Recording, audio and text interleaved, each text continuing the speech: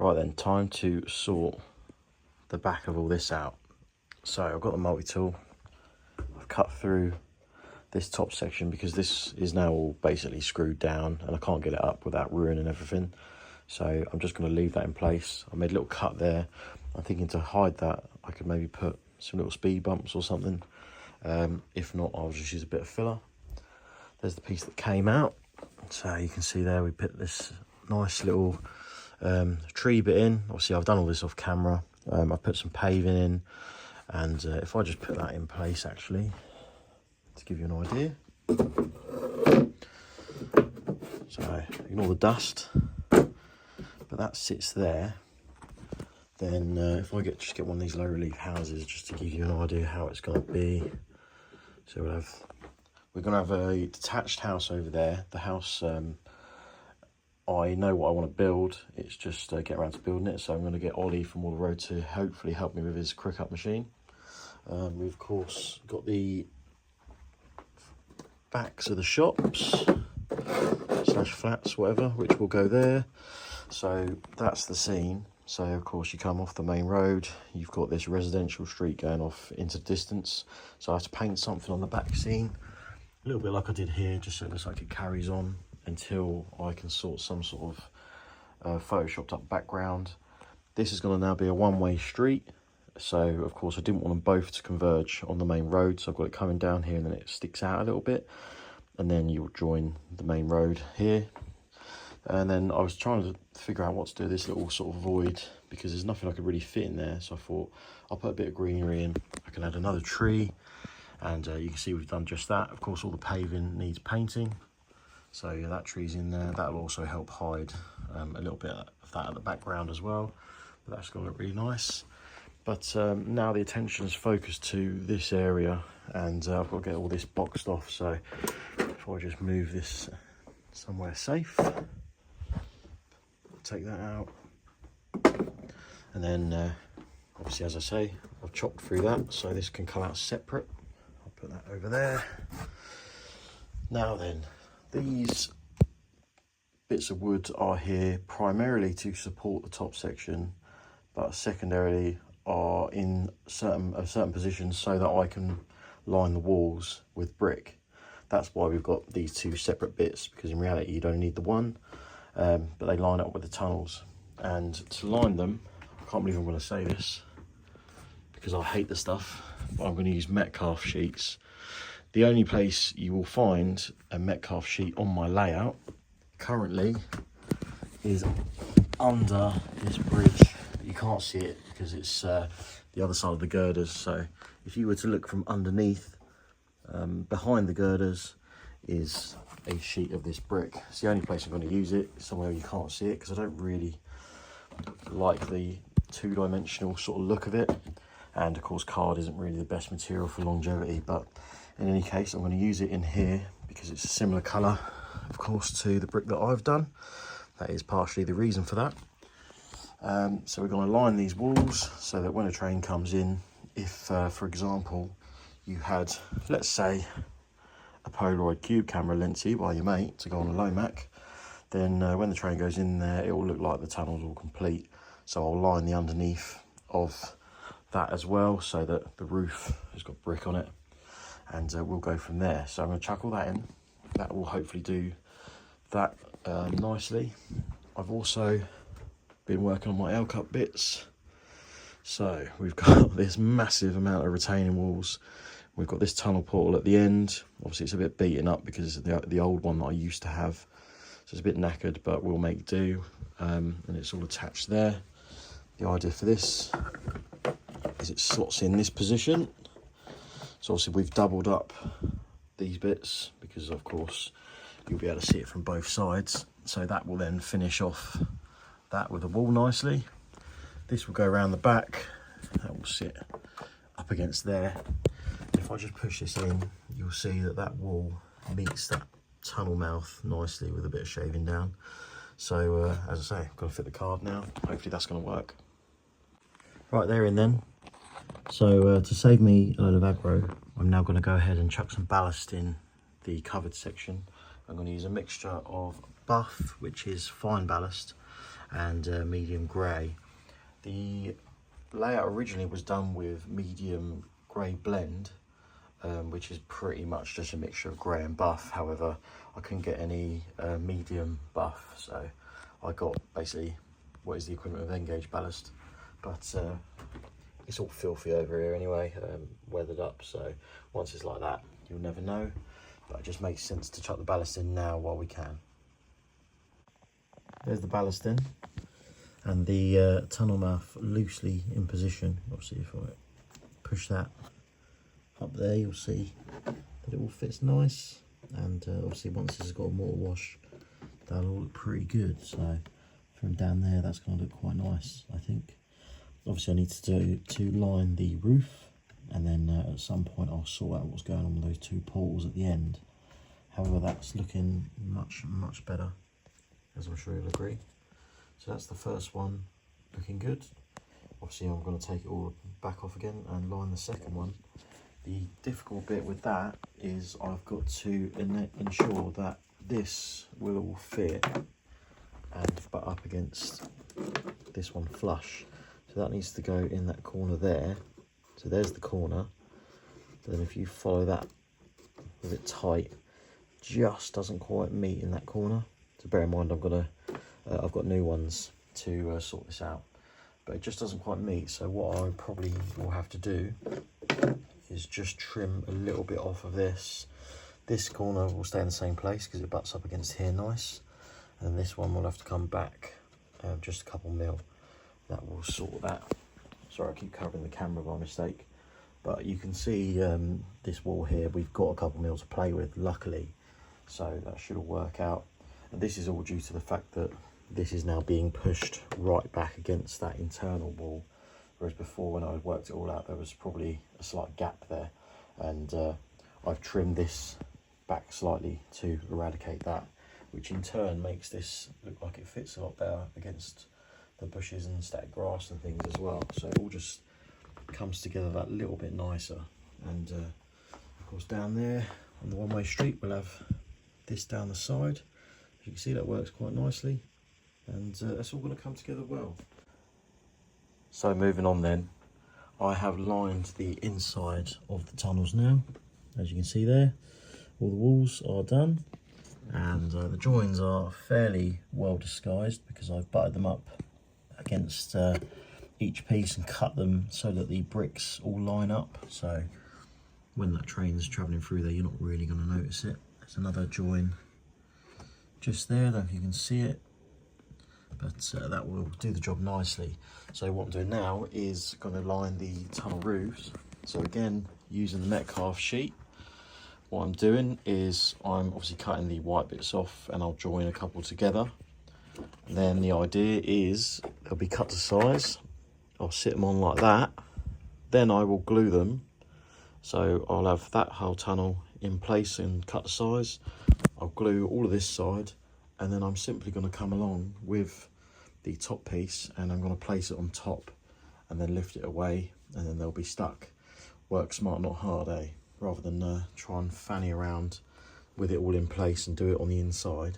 This is a much easier way. So that's the thinking now. I have, however, come across an issue. So as you saw, I was doing the arches and the tunnels.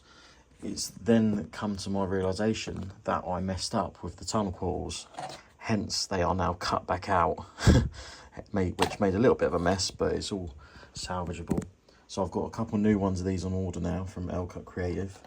The issue is I forgot, because I've been away from the layout for a couple of months before doing this.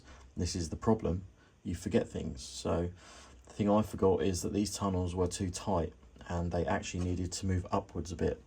So for example, if I put this tunnel there, just push that warship through, there is no gap.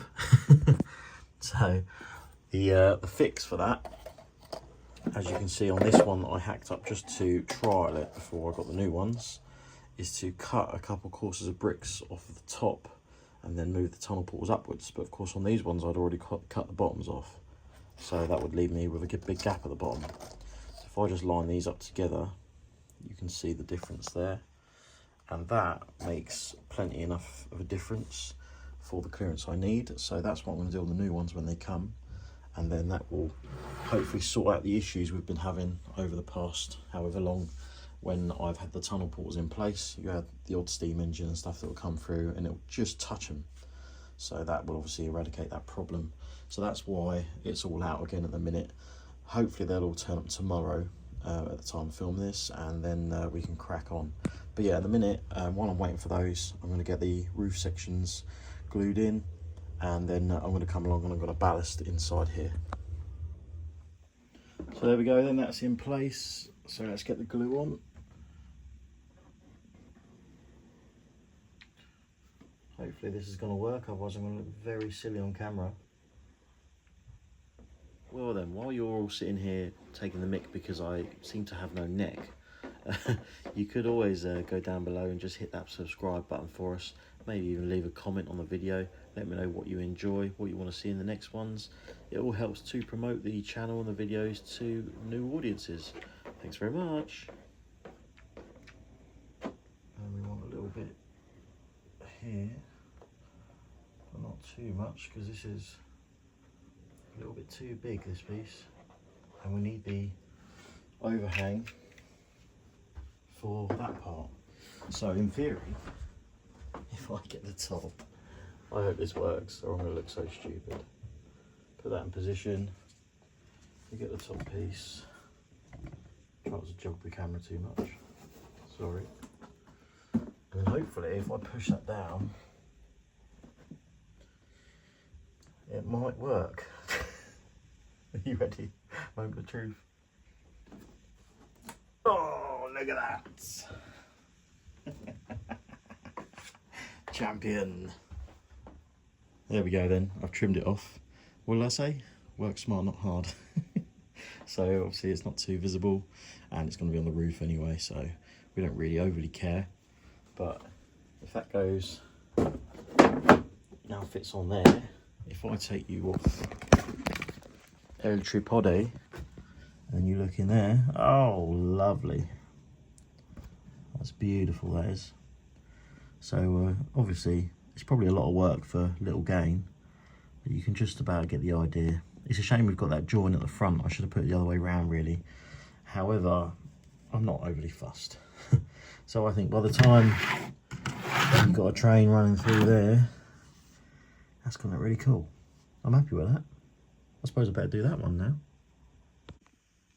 Well, I did the other tunnel in the end, so they are both fully lined out. And then of course, I'm now waiting for the L-cut portals to arrive, the replacements, because as I said, I had them too low, so not enough clearance. But you can see we have moved on a little bit, so I'm now just ballasting and I'm about to glue all this down. So I've been going through getting all the ballast where I want it. I've put a few little detail bits in before I put the ballast down. So I ballasted this piece before because I was originally going to ballast this bit, and then I was going to secure the top down. But gladly I didn't do that, because now I get to just do the whole thing in one go, apart from obviously this little section.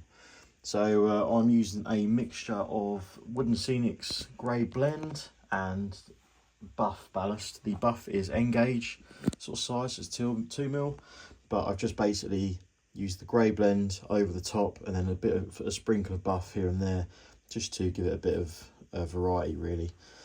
You can see I've used some of the TIMBSCALE cable gantries. They are the same type as I've used over here. Well, actually saying that, no they're not. This is the square version. I say square, it's obviously got curved edges on it, but this is the more squared off version. So if you take a good look at that, then if you take a good look at these are more of a curved arch. They're both the same type, however this one goes the opposite way.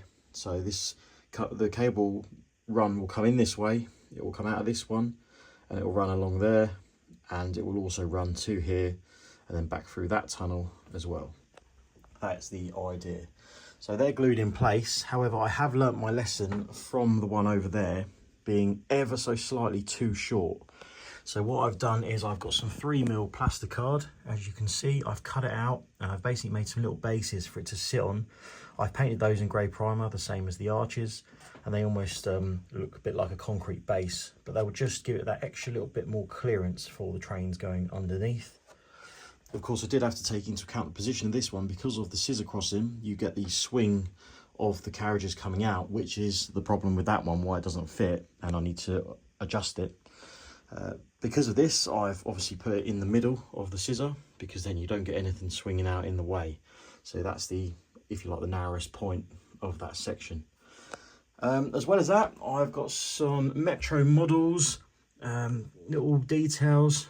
I forget what you call these now. They're like switching cabinets for section cabinets, I think they're called. So I think the idea is you have obviously the conductor rails in here, and they're linked by these cabinets, but you can switch either side off for maintenance and things like that for track workers and stuff. So I don't know exactly how they go, so I've just done my own sort of interpretation, where you've got this section can be isolated from this section, so I've got one for each line, and up this side I've got one for this line, and this line I haven't put in because I figured they might want it that side, so I'm thinking it's a little bit of detail I can put on the lift out board, so I left that.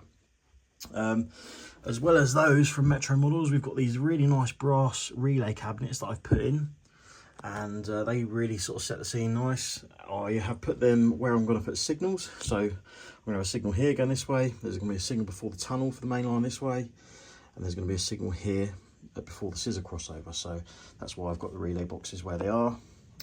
Now I also have a couple little gradient posts and stuff, so I've chucked one in there so it looks like it's a constant uphill gradient, which is something a bit different.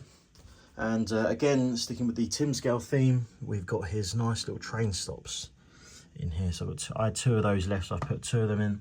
Obviously I need one for over here at some point, so I'll have to get onto them and get some more, but in any case I want some more arches and stuff, so we'll have to sort that out. The only other thing is some little scale model scenery, catch pits. Obviously I've not put the top on yet because when ballasting I don't want to ruin them, so I've just glued these in so they're sunk into the ballast, and that's it. So now I'm going to go ahead and glue it all.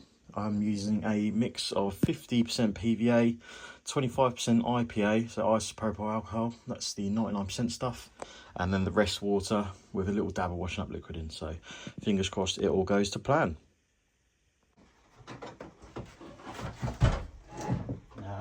There we go.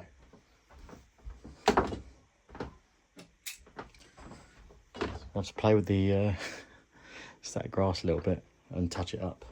It's mainly the bushes actually.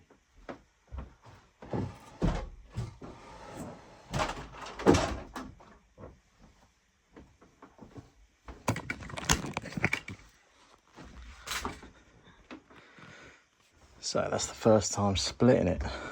You can see we didn't do too bad. So that bush is obviously, I've put that right in the worst place possible. So obviously it's pulled off of here. So that's no problem. I'll cut it in half. And this bit isn't too bad. I think we'll get away with that one.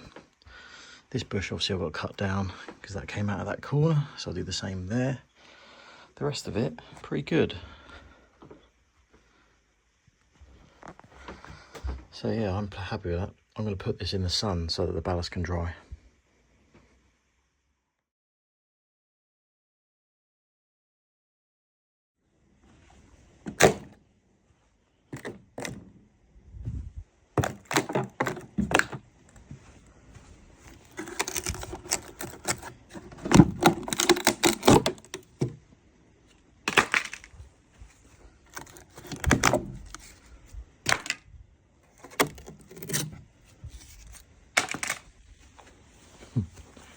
Whoops. So as you just saw, I took this section of layout out, and then I've also now took the brake spear station module out. That is because brake spear was always on little small wooden battens to hold the top level up, and it just wasn't even. I didn't know what I was doing at the time, and it was all a bit of a rush job, and it just didn't work.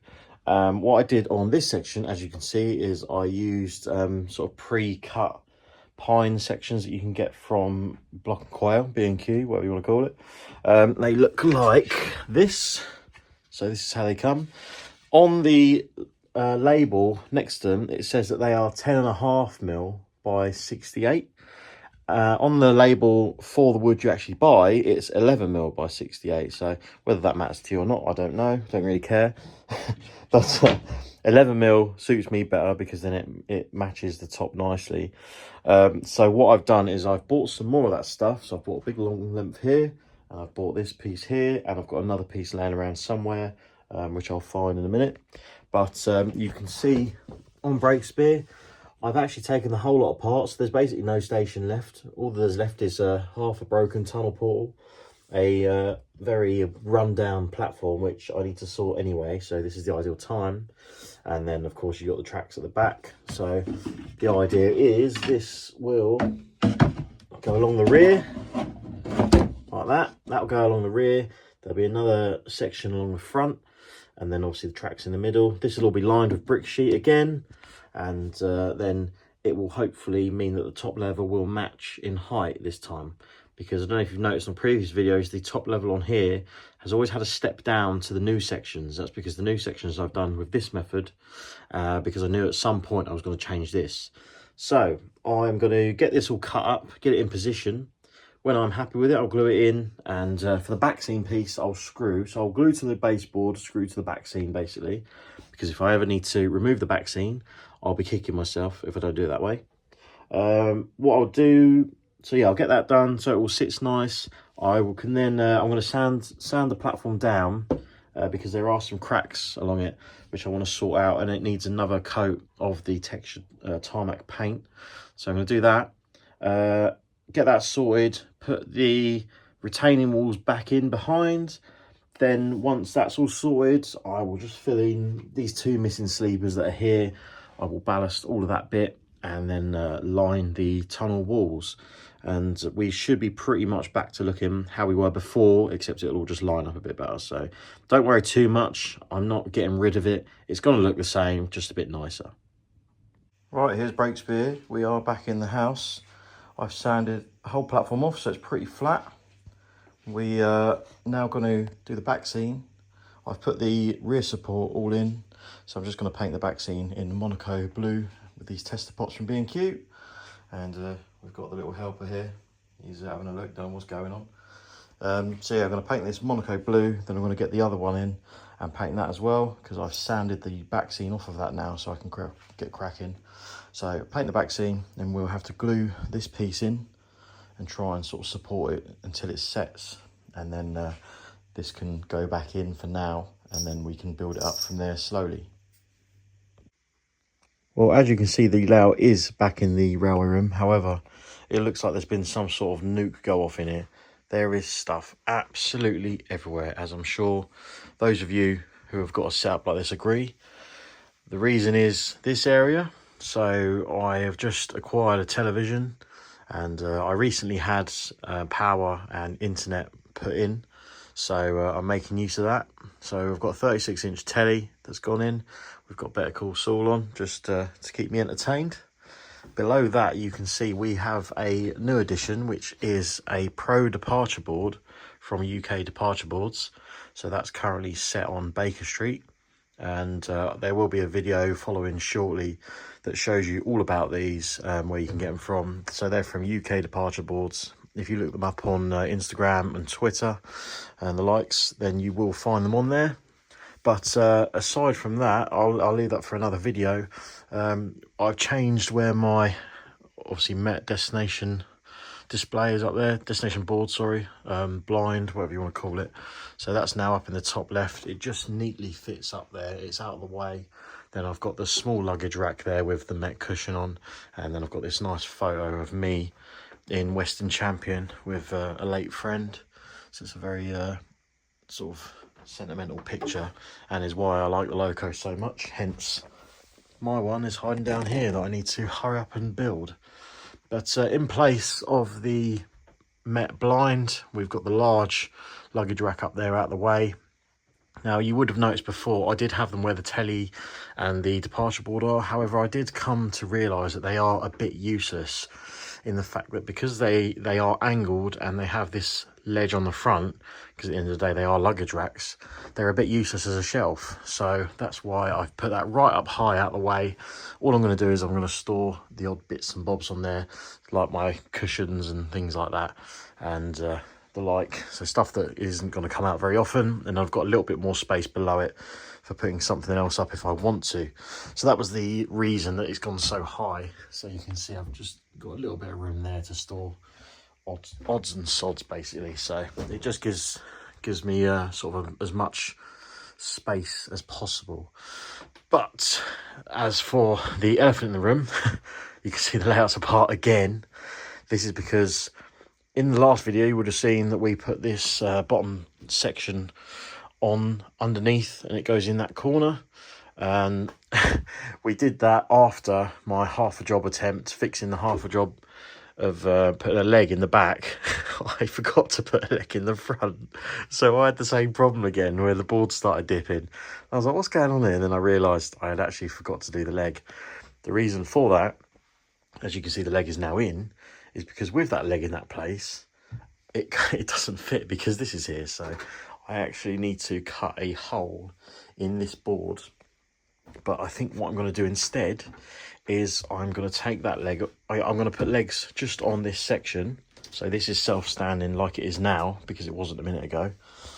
And then from this piece to this piece, I'm going to do small legs from here down to here, so I don't have to cut holes out and stuff. So that will be supported by the bottom level. The bottom level will then have its own legs, hopefully, coming off. And fingers crossed that will work a bit nicer. There was a leg at the back here, but getting it out of this spot, it was all a bit tight because those shelves are in the way that are now sitting here. And just to sort of give you an idea, the shelves sat just above the back seam, like maybe not even an inch.